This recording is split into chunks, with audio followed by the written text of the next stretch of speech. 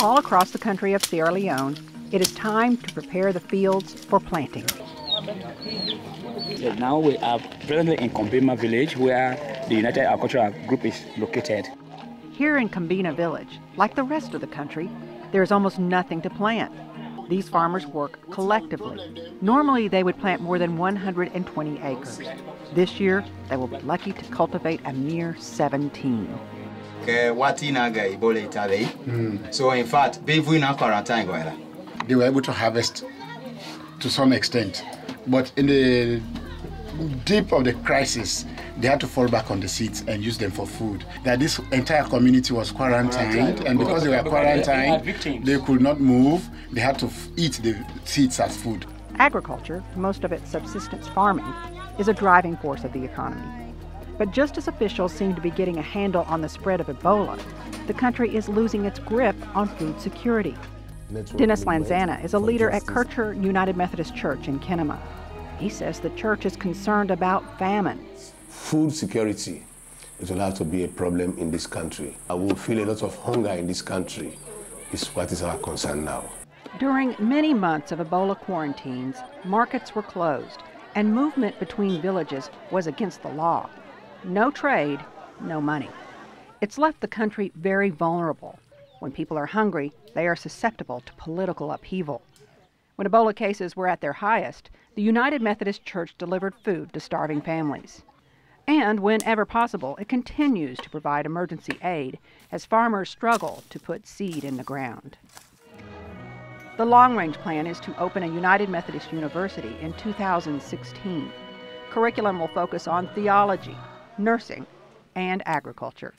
It is through this agriculture program that the church will address malnutrition and hunger, empowering communities to feed themselves with healthier crops that supplement the starchy West African staple, cassava.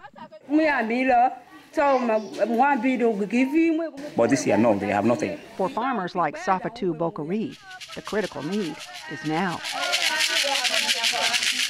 Through the help of an organization called Agricultural Missions Incorporated, farming groups have been successful here.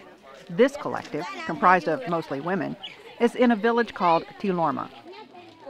In the local language, it means rendezvous. But ironically, the Ebola crisis kept the group from working together for months on end. If you do not come together, how will you take materials to the market? Even the market, there was bans on the market. The farmers take us to a field where limited brushing is occurring. Normally, the group would be vigorously clearing and burning for late spring planting. Typically, the women would use the previous year's profits to hire strong men to fell the larger trees. But there's no money in the coffers.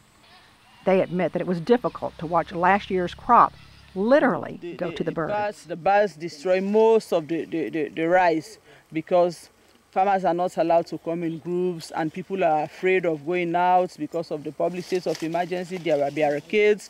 There were policemen assigned to all of the communities to watch people's movements. So they are afraid of coming out. So you see most of the seeds get spoiled in the bush. But nevertheless, they managed to get some, like I said, as a group. They managed to harvest and save 3 bags of seed. Usually, they would have more than 10 times this amount. This is what they have for seeds. The United Nations Food and Agriculture Organization says it's a crisis situation.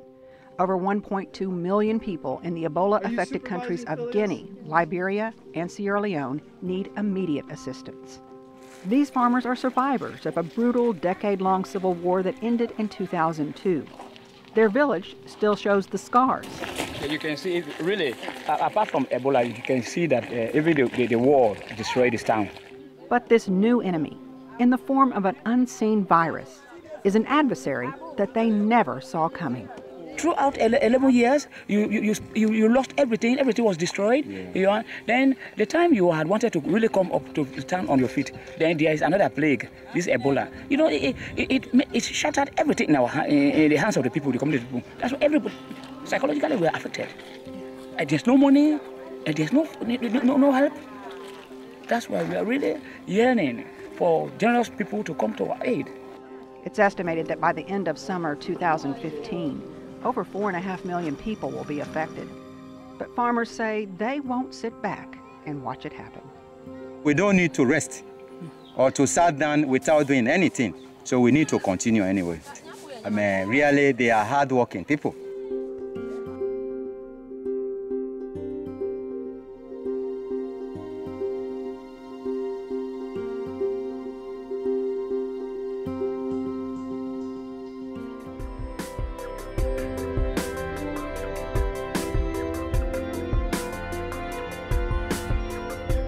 This video was brought to you by the people of the United Methodist Church through World Service donations.